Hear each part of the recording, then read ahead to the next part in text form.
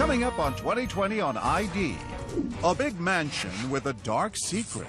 A brilliant wife and devoted mother fleeing her enraged husband, covered in blood and nearly dead. It was like out of a horror movie. But not just any husband, a West Wing power player, legal advisor to presidents. The world saw his fame. Only she saw his fury. As he was slamming my head on the floor, he said, "I'm killing you." What finally pushed him over the edge? "Don't touch this. Wash your hands. Take your shoes off." It was like a year of terror. And why did he take the fifth 94 times? I will not respond. I'm not going to respond, not respond to the question. You think you can handle it, and you know what? You can't. Live to tell. Plus, the fiancé with murder on her mind, caught on tape giggling, singing, all the while hiring a hitman to do in her man. You really want to do this? Really? And you won't believe who she turned to for help. Honey, I don't know if you can do anything. My body started to shake. Love you to death.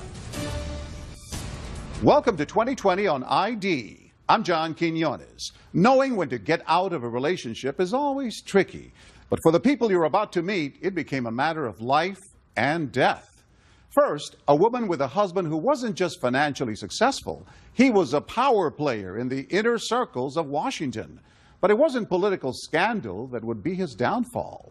As Amy Robach first told us in 2015, it was the horror of what was going on behind the walls of their stately mansion, a secret that would send his wife running for her life. A frozen night, a dark road, headlights, a heart-pounding pedal-to-the-metal getaway. Mary Margaret Farron and her wide-eyed little girls, a 7-year-old and a 4-month-old baby. The baby not buckled in her pajamas on the passenger seat, and my older daughter was sitting in the back seat. A BMW weaving past the mansions on Wahakme Road, New Canaan, Connecticut. They call their wealthy town the next stop to heaven, but it is far from heaven this night. I go the way I know, which is toward the town and to get toward people. And I don't pull into the first house because I'm afraid he's going to pull in right behind me. Mary Margaret on the run from a brutal assault in her bedroom. The attacker, her husband, J. Michael Farron. It was horrific. I was covered in blood. What looked like a wonderful life vanishing behind them. I looked in the rearview mirror and I saw it was black, it was dark, so I knew he wasn't behind. And then I thought, okay, where do I go? Objects in that rearview mirror are stranger than they appear. A 12-year marriage to one of the most powerful men in Washington. A life of privilege and prestige. A $5 million mansion in New Canaan, one of the richest towns in America, with neighbors like Harry Connick Jr., singer Paul Simon, and scandal star Tony Goldwyn. All that is behind her now. Mary Margaret spent years after the attack living in hiding, fearing for her life. Now she's agreed to come out of the shadows for this first interview, ready to talk about the family secret that almost killed her. And tell me why you want to share your story. I think when the severity of abuse gets to where I ended up with, most women in that situation never get to speak out because they're dead. But I felt it was just critical to speak out and to caution women in terms of getting involved with someone who shows these abusive tendencies. The story of this nearly fatal marriage begins more than a dozen years earlier with Cherry Blossoms, a springtime romance in the nation's capital.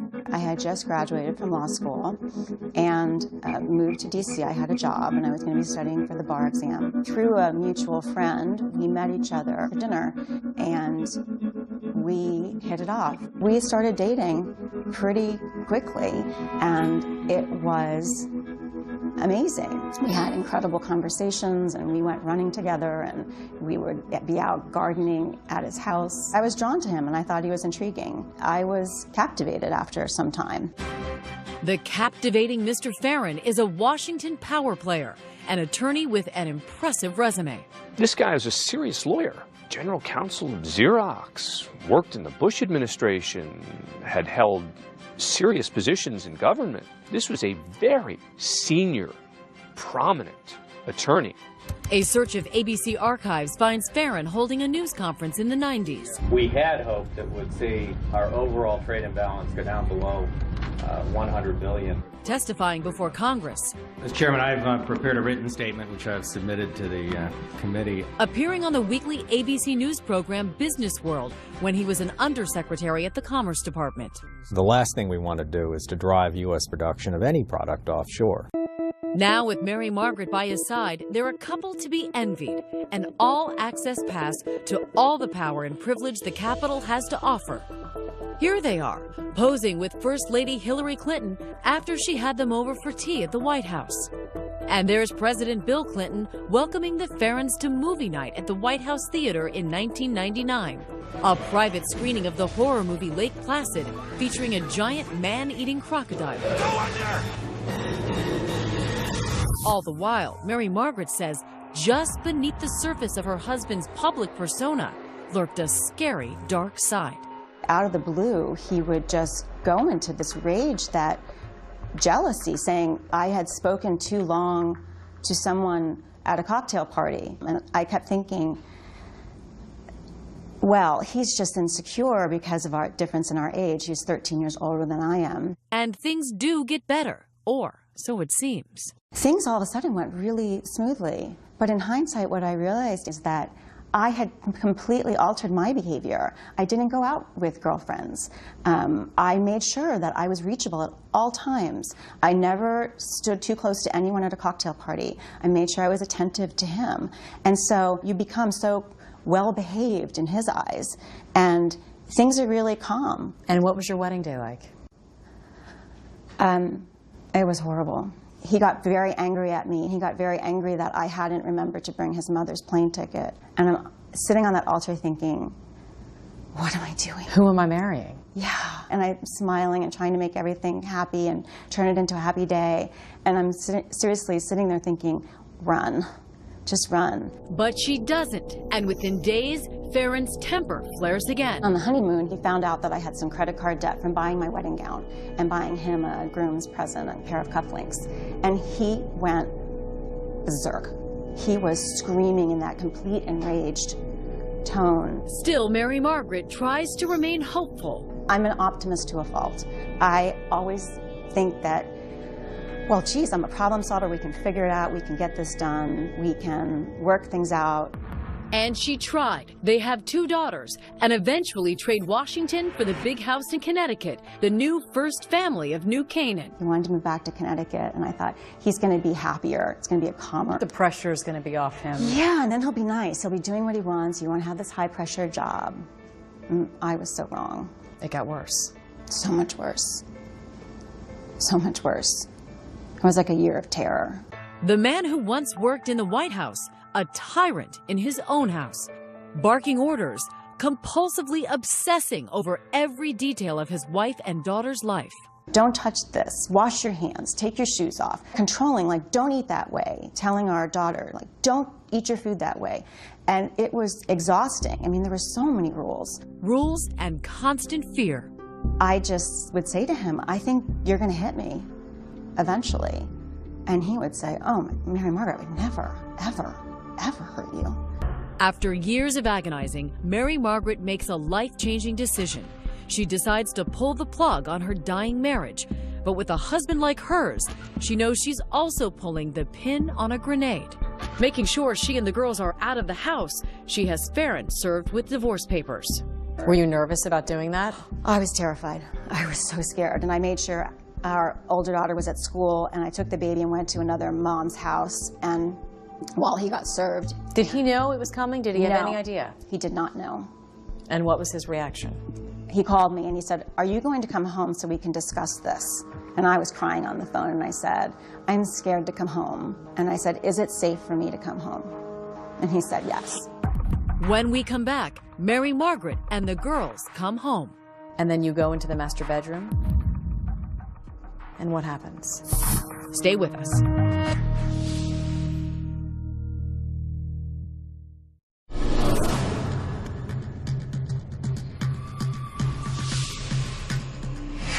At the $5 million Farron Mansion in New Canaan, Connecticut,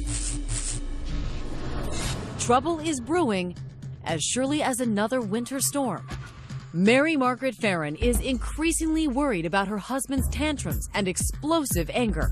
Yes, laying the bed. J. Michael Farron had risen to the highest levels of government, Senator, we need an effectively funded... negotiating international trade agreements at the Commerce Department, representing the president on legal matters, general counsel at Xerox. His career, a brilliant success, but his marriage, a miserable failure. He would always threaten to, like, I'm going to ruin your career, or I'm going to, embarrass you. And in terms of calling people I know at your firm or things, or as you're sitting there at a client dinner, which I went to very few of because it was so difficult, and your husband is robo-dialing you, and people can hear him screaming through the phone, and it's embarrassing. What did he say to therapy? No. He said, I'm proud of who I am. He said, I'm not going to go talk to somebody. I like who I am. No. What was the final straw where you said, that's it, I have to file divorce papers? Our older daughter was growing up and challenging him, but then also feeling his rage, starting to see her take the same strategies that I would to avoid triggering his rage, just broke my heart. After she has him served with divorce papers, Farron talks Mary Margaret into coming home with the girls. I did fear that he would slap me or push me or do something. You didn't think your life was going to be in danger? I thought I could manage it. But she has an escape plan. I know that when you went back home, you were strategic. You thought, just in case things don't go well, you put your keys in your car. I did.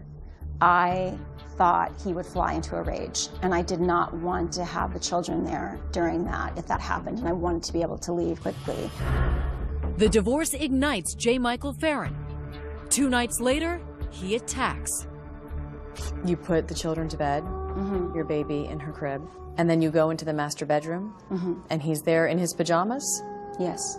And what happens? He came at me, he put his hands out, and he put his hands around my neck, tackled me to the floor, and started slamming my head into the floor while he was strangling me. He's punching me, ripping out my hair. I mean, I felt like I was being scalped. As he was slamming my head into the floor, he said, I'm killing you.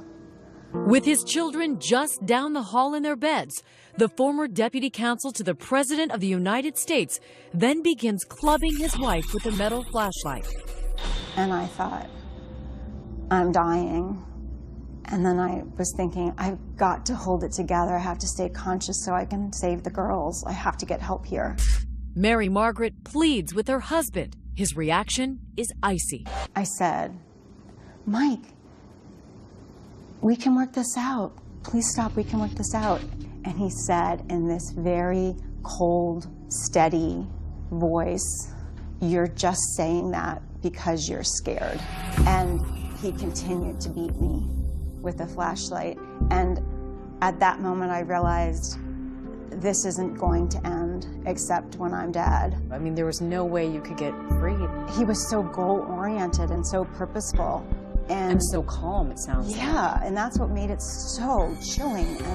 And then I'm laying on the floor and falling into unconsciousness again. And he says he's going to the kitchen to get a knife, to kill himself, is what he said. And I thought, knife is probably meant for me. Then and there, Mary Margaret, nearly blinded by blood, decides to save herself and her girls.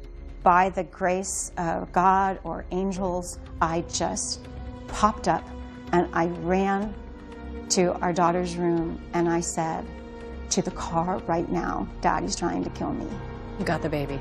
I got the baby, I held her like a football under my arm, and I went down the back stairs, like tripping all the way. They make it to the car. Thank God those keys were there. Thank God. Out of the garage and down the road to safety. Up until that moment, you felt like you were being chased. I did. I couldn't even look in the rearview mirror because I could barely stay on the road. Fighting unconsciousness, swerving into the first house with lights on. And I put on the horn and I stumbled to the door. And that incredible family that lived in that house, they opened the door and I said, my husband tried to kill me and my daughters are in the car. And then I just collapsed inside the door. I heard a loud screeching outside and then the blare of a horn. Make yourself comfortable, ma'am. Barbara and John Achenbaum will later testify about the late-night callers they will never forget. There was a window next to the door, and in the window I saw a really, really horrifying sight. I mean, it was like out of a horror movie. Had blood all over her face, her hair. Her hair was kind of wild and and there was blood all over her face and on her clothes. And she began screaming to me. My husband's trying to kill me. I'm gonna die. She kind of collapsed into my arms and then onto the ground. She almost like melted into the floor. She was very agitated and she kept saying, you know, my husband tried to kill me. Are my kids okay? And I can just see this pool of red blood expanding quickly on the floor.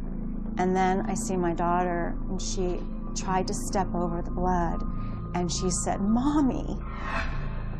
I thought that was the last time I would hear her voice. And then when you woke up in that hospital, despite everything you had been through, you say you felt relief. My mom said that I said to her, I said, "Mom, it's over. We're free." Police photographed the clothes she was wearing, the purple nightgown, the pink robe. The officers so stunned by her injuries, they decide to videotape her right in the emergency room. We must caution you, the images are graphic. He was strangling me really hard. I mean, I was, you know, like my eyesight went. And then with the flashlight, I mean, he just kept hitting me and hitting me with that flashlight.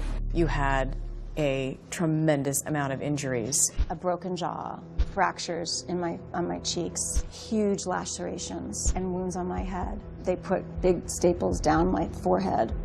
She suffered brain damage and PTSD. Even her smile is permanently altered. Oh, God. This side of my face, my smile, doesn't go up on this side anymore. A lot of work, physical therapy, was done because there was such scar tissue, and I worked on that for a long time. Mary Margaret spends 6 days in the hospital. Prosecutors charge Farron with assault and attempted murder. When we come back, Farron facing lawsuits and criminal charges. A man used to barking out orders, answering tough questions. What he has to say for himself. What you were intending on doing is killing her in this brutal way. Isn't that right, Mr. Farron?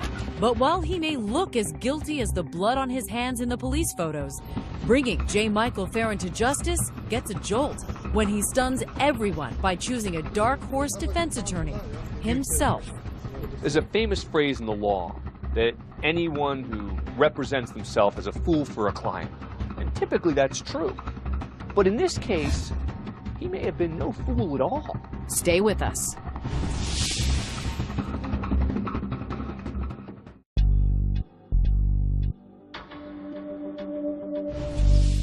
The Farron Mansion in New Canaan, Connecticut stands vacant, an empty monument to a marriage and a lifestyle that seemed charmed until it all ended in violence. The family gone, the secrets out. Now to the former White House lawyer charged with trying to kill his wife, Michael Farron. Turn to that former White House lawyer charged with trying to murder his wife. That high-powered lawyer is facing criminal charges of attempted murder and first-degree assault.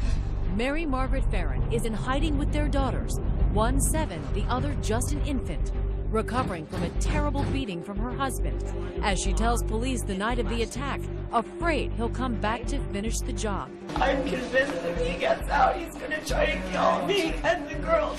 Her abuser, her husband, is not hiding. He's not even in jail, out on $750,000 bond. The lifelong Washington bureaucrat now causing gridlock in the legal proceedings against him for 5 long years.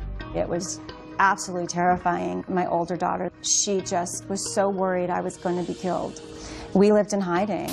Farron, the Clarence Darrow of delay, filing motions, winning continuances, provoking an astonishing 68 court appearances, slowing not only the criminal case against him, but also a civil lawsuit brought by his now ex-wife, Mary Margaret, suing him over the terrible beating he had given her. I have lasting injuries from the attack. I was a super high-functioning lawyer who managed so much, and now I have to write everything down that I need to do through the day. I forget where I'm supposed to be. I have an incredible, I kind of fall to pieces when I have to do too many things at once, and to the point of tears, and I get easily, you know, overwhelmed. And so there's very lasting effects. How difficult was it for Mary Margaret to have this drawn out for years and years and years? It was torture for her. Farron becomes a regular at the Stamford courthouse. You too, Marshal.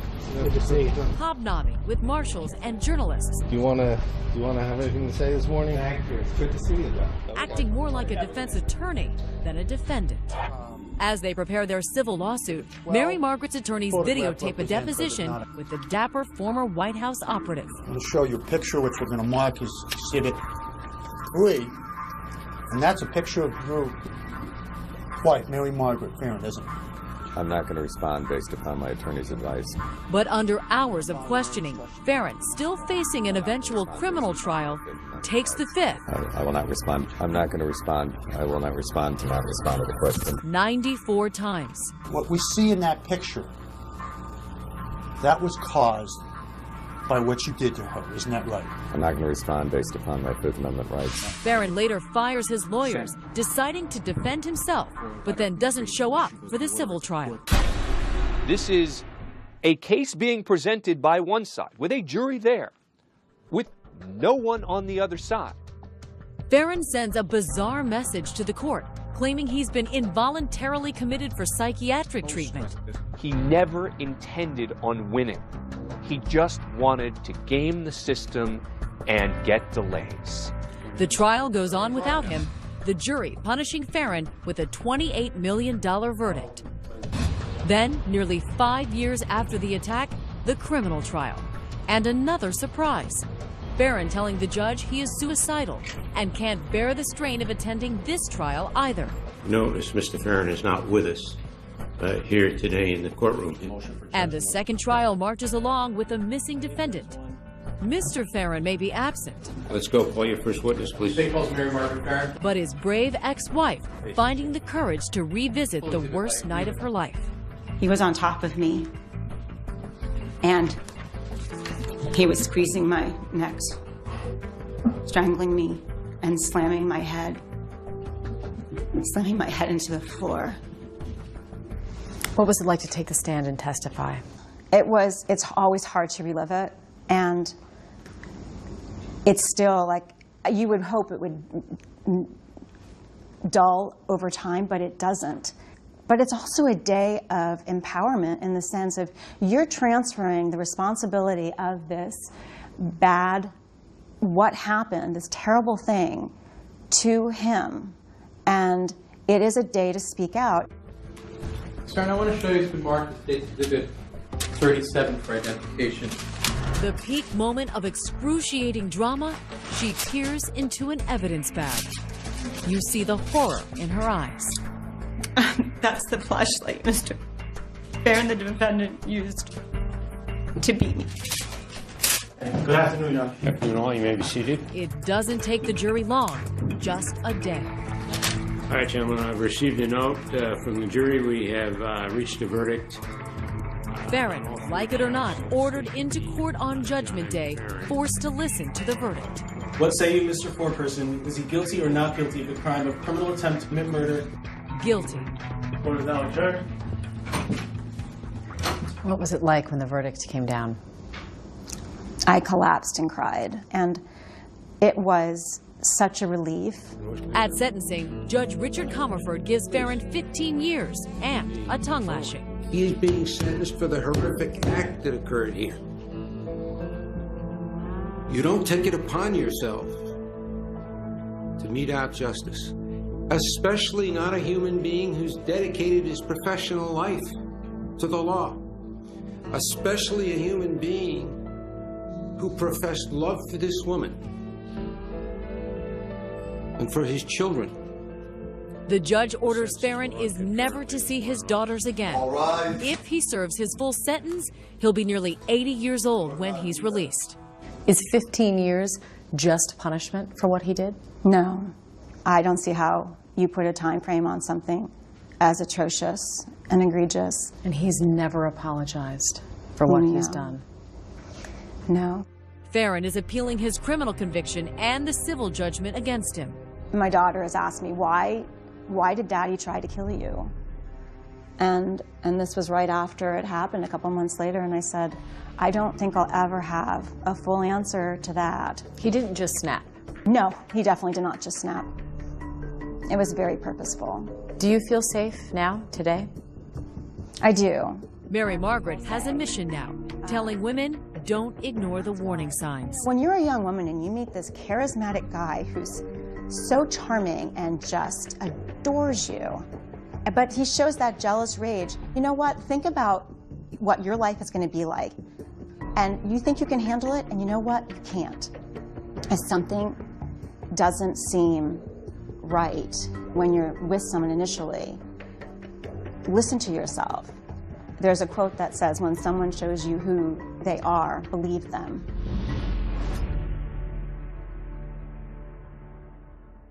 As of 2015, Michael Farron continues to appeal his criminal conviction and civil judgment. Mary Margaret Farron reports that she and her daughters are doing well, but she is still coping with the physical effects of the attack. She has begun volunteering for groups that support survivors of domestic violence. Coming up, a fiery relationship headed for trouble. When it was good, it was really good. And when it was bad, it was bad. But if she has her way, it's about to get a whole lot worse. Just do it. Walk correctly in. Stay with us.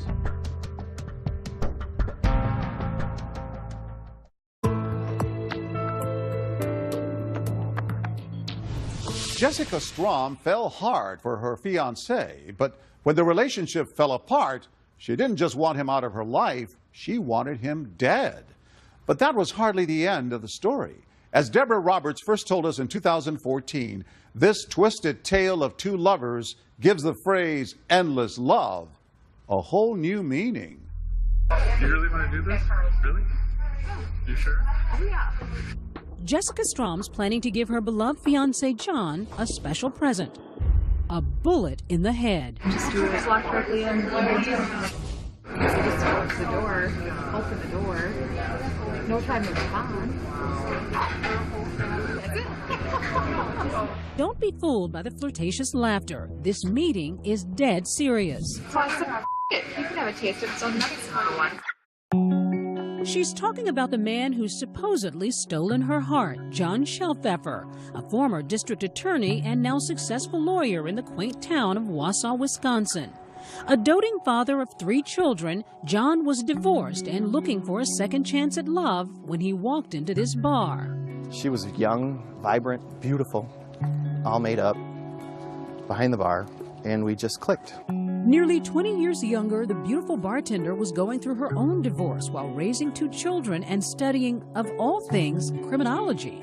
We got along so well. We were really great friends. And there was attraction, and we got along well, and we can talk for hours and have good times. Yeah. Was it chemistry? Yeah, there's definite chemistry. We just started talking and chatting, and I remember she laughed and she said, I never give my number out, but I'm going to give it to you. Love was in the air, and within weeks, the May-December romance was flourishing. Did you see her as somebody you wanted to marry? Oh, yeah. I can remember her saying, well, you better not be leading me down the wrong path, because when I fall hard, and I'm falling for you. And that feeling was mutual. When you find that one person who, for some unexplained reason, just, that's your person.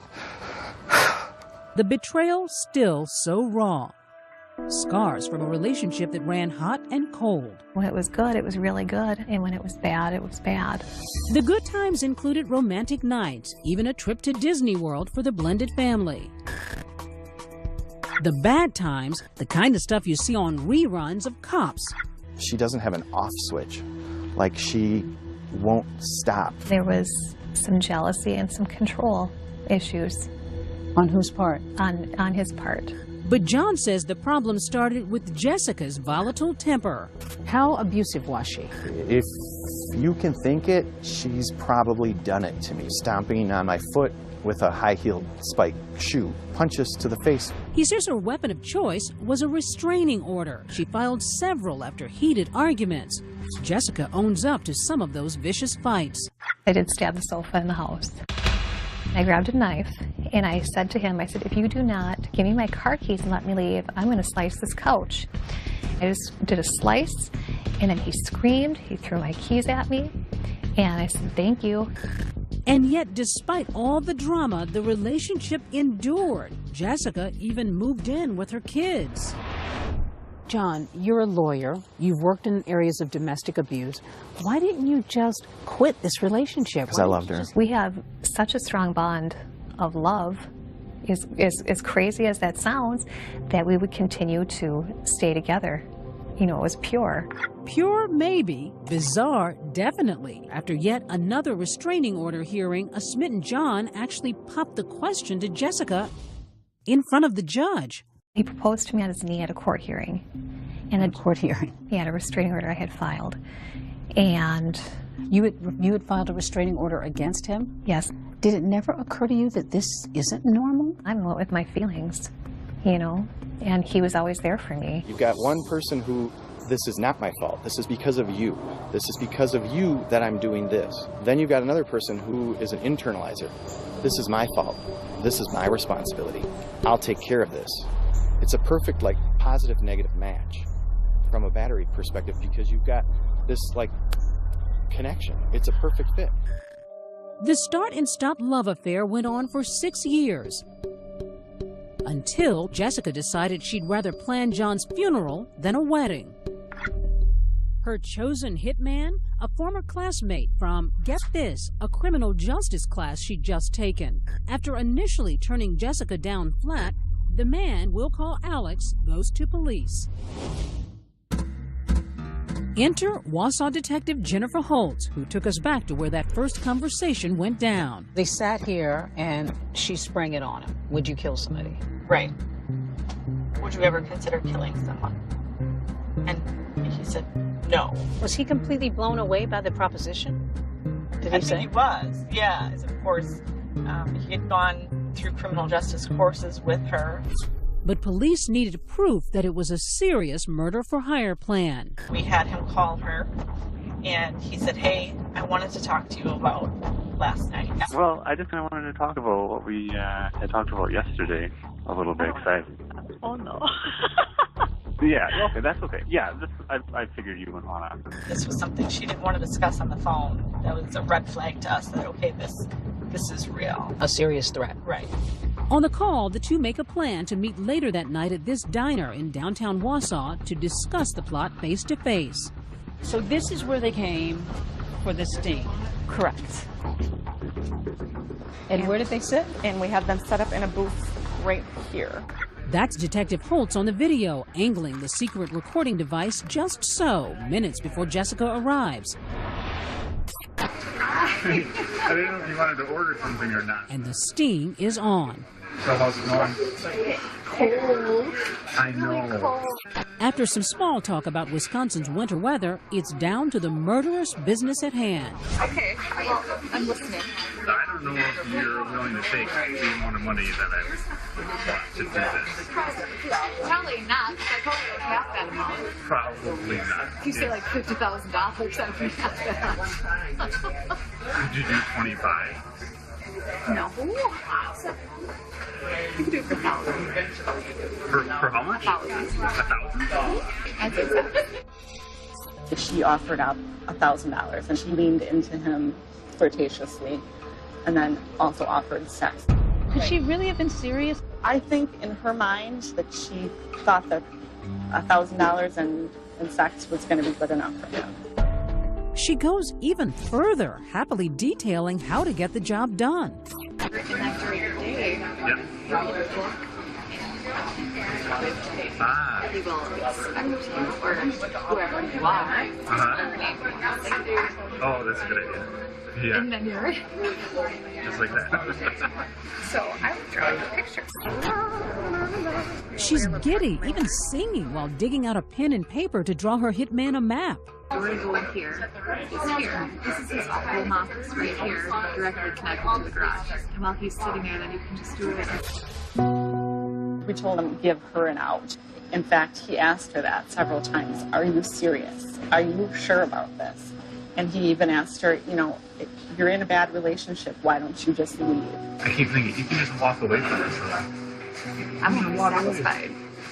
I won't be satisfied. I won't quit. That is true love. One twisted brand of true love.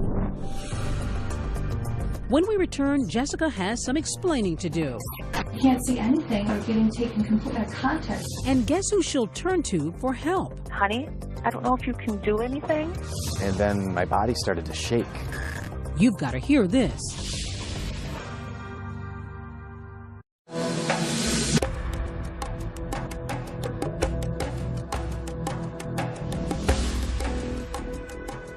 In picturesque Wausau, Wisconsin, single mom Jessica Strom has just sealed a deadly deal, offering a 24-year-old former classmate $1,000 and the promise of sex to kill her fiancé, John Shelfeffer. Sounds so easy. No. Is anything on you before like crazy? I had nothing on me. Okay. And she's thought of everything, including what she'll do after the hit job if suspicion turns to her. So when they go looking for someone who did this, they're going to be looking to locate you. Oh, yeah. And what are you going to say? Just... That's what... Yeah. Is she for real? When you saw the tapes, was there any doubt in your mind that this was a full-fledged plot to kill her fiancé? Absolutely not.